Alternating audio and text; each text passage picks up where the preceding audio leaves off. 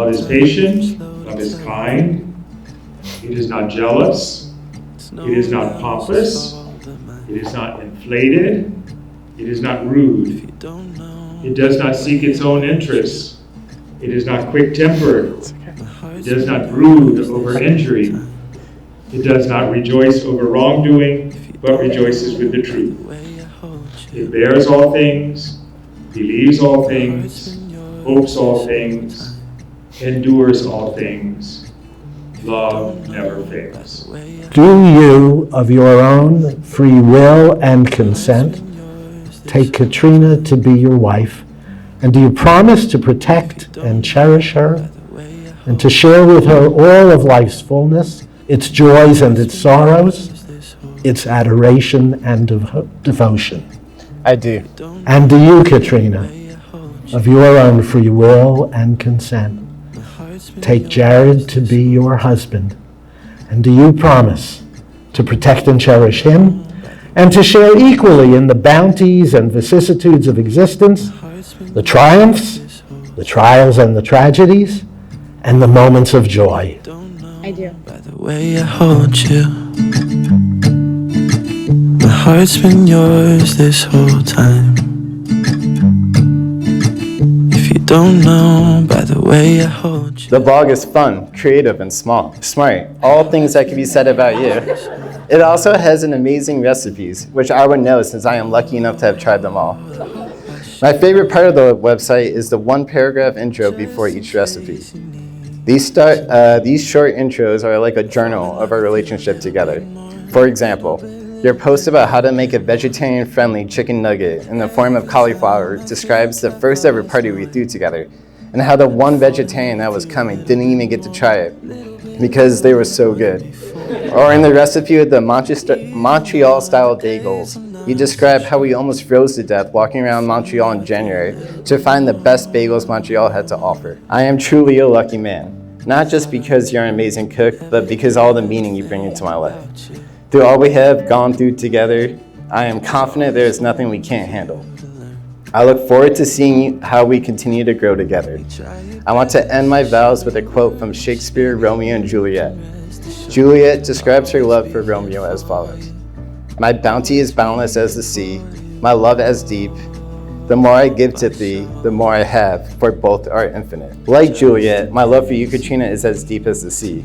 So today, I happily give you my hand in marriage because I know I will receive so much more, spending a lifetime with my best friend and the person I love. Every time I think I've lost my way, I fall in love with you a little bit more, little bit more than before. Even on the days I'm not so sure. As I came to know a year later, he couldn't possibly have forgotten about me because he brought me to you.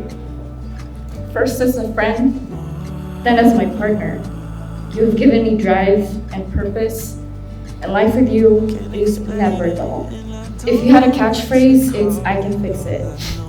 There's no challenge, no situation, not anything you don't fix or make better.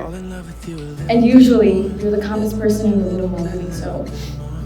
On August 25th, 2018, which was pretty early on, I remember telling you a problem that had been on my mind. Not only did you listen, you helped me make a game plan. I knew then that not only was I with somebody I loved, but someone who would share life with me, both the good and the bad. I promised to always love you, Jack, and our future family. I promised to always cook you good food, but also act as your drill sergeant when you exercise. I promised to always be your biggest cheerleader, no matter how crazy your ideas get. I promise to love you long after your hair turns gray, no matter how much of it is left. Thank you for loving me unconditionally.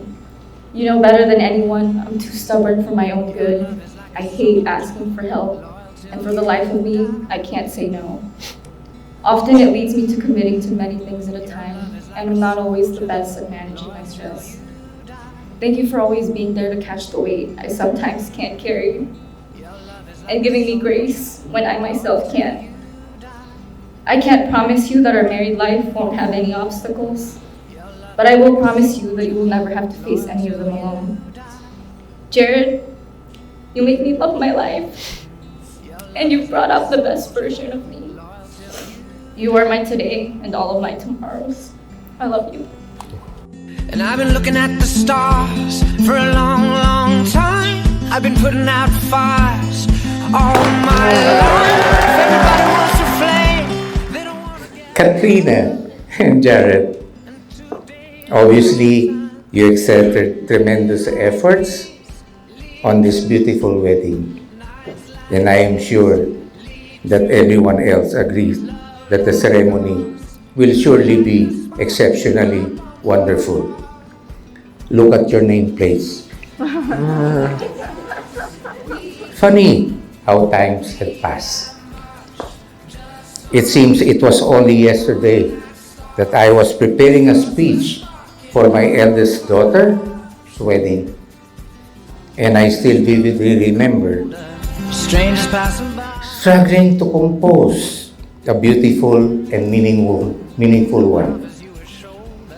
Time was running out on me and I couldn't sleep as the wedding was fast approaching and the dreaded speech was nowhere near its beginning and much more how to end it. Now again, I am faced with the same dilemma. To finish on time that dreaded speech. At some point, and to make things easier, I was tempted to deliver the same exact speech. people like us, we don't need that much, just someone that starts the spark in our bonfire hearts. Right above her. Look at me, I'm crying already. I've known Katrina for about 12 years, and we've been through a lot. We traveled together, graduated college, lived in the same city, and we learned to be somewhat responsible adults, kind of. But let's be real, with Katrina, she didn't truly become responsible until she met Jared. And over the years, I came to really respect and love her. She is someone I aspire to be. She's intelligent, kind, witty, and she's a go-getter. She's one of my only friends that has a 5-year plan and a 10-year plan, and she sticks to it. You like the spark in my bonfire heart. People like us, we don't. As most of you know, I am Jared's younger brother, David. I always looked up to my older brother growing up. He was smart, he's funny, and he was always a good role model. Well, he was usually a good role model. There was the time when Jared gave me one of my very first driving lessons, when he explained to me in his own words that driving is just easier when you're speeding, when you're on the hilly line. We don't need that much, just someone that starts the spark in our